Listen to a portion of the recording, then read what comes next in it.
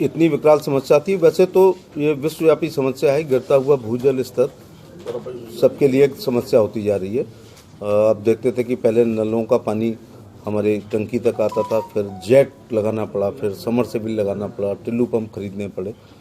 यमुना पार में लोग जल का व्यवसाय करने लगे थे, अपने घरों में समरसेबिल लगा के ट्रैक्टर ट्रॉली से जो है टैंक से बाल्टी के अनुसार, लीटर के अनुसार पानी होता था और कई बार पानी के ऊपर लड़ाई हो जाती थी। एक शेर है कि खून इस दौरे गरानी में बहुत सस्ता है, रात फिर गांव में कत्ल हुआ पानी पर। आज की महंगाई के युग में खून सस्ता था और पानी महंगा था, और ज़्यादातर बीमारियां जो होती हैं वो दूषित पानी से होती हैं।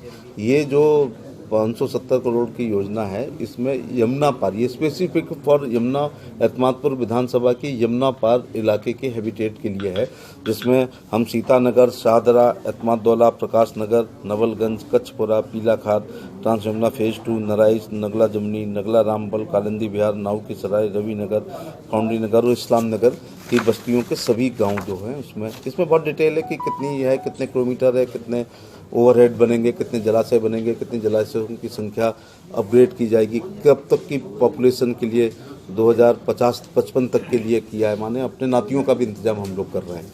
और इसके अलावा ये ट्रीटेड वाटर होगा, अंडरग्राउंड वाटर में हमारे, और बहुत सारी ऐसे होते हैं, किसी में आर्सेनिक होता है तो किसी में कुछ होता है, तो दूषित पानी से बीमारियां बहुत होती हैं। आप देख लेना कि शेष शहर में हम गंगा जल पी रहे हैं, अब पूरा हाँ बिस्लरी प्लांट है, पूरा वो रहेगा। तो एक आम आदमी अभी भी नलों का पानी या वैसा पीता था, वो ट्रीटेड वाटर पिएगा। तो मुझे लगता है कि आगरा 3-4 साल बाद आगरा के स्वास्थ्य का बजट कम हो जाएगा। अगर हम पानी पे पैसा खर्च कर लेंगे तो हेल्थ का बजट अपने आप कम हो जाएगा।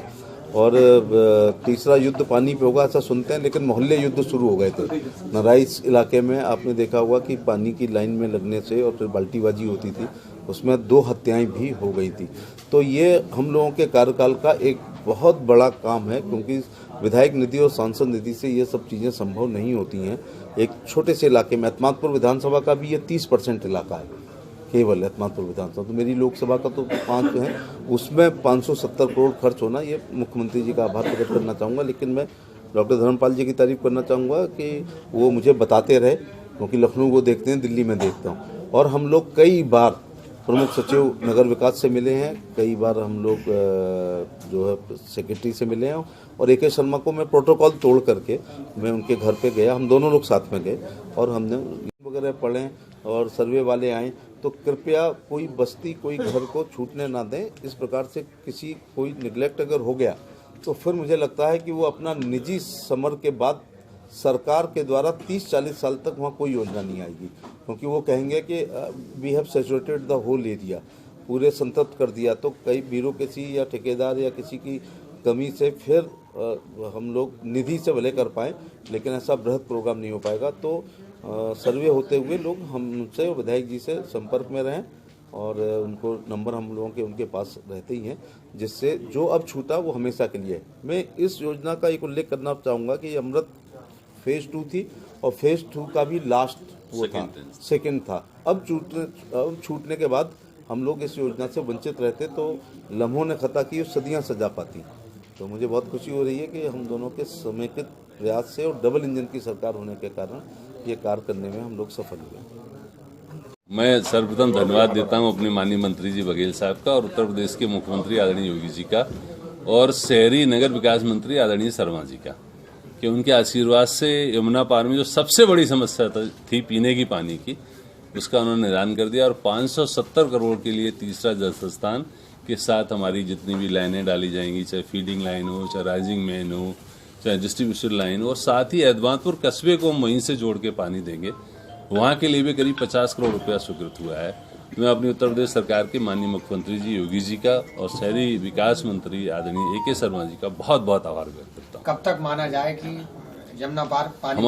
हमारा संयुक्त प्रयास है माननीय मंत्री जी के नेतृत्व में कि 2 साल के भीतर हमारी योजना पूरी हो जाए। कोशिश तो गवर्नमेंट की है 24 में ही हो जाए, लोकसभा चुनाव से पहले की प्लानिंग है, लेकिन बड़ा प्रोजेक्ट हो सकता है थोड़ा टाइम ज़्यादा लगे। सरकार की इच्छा है 24 तक योजना पूरी। प्लांट में कितने वर्ष तक की जनसंख्या को 2040 तक और उसके बाद 2055 तक की भी प्लानिंग है इसमें।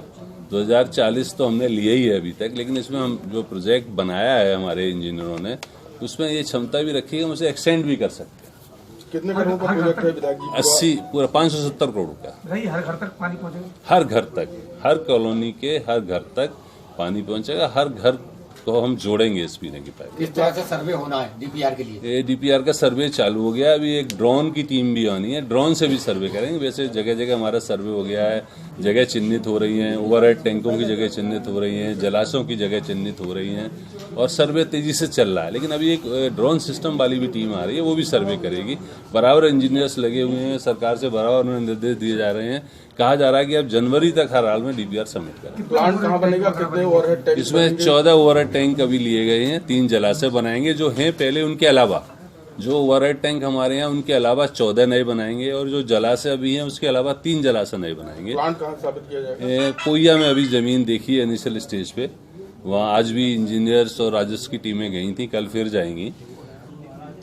और जलाशय हमारा एक कालिंदी विहार में बनाने की प्लानिंग है, एक जलेसर रोड पे, और एनएच के राइट हैंड में जो हमारा है उसे भी करेंगे और जरूरत होगी तो कचफरा साइड भी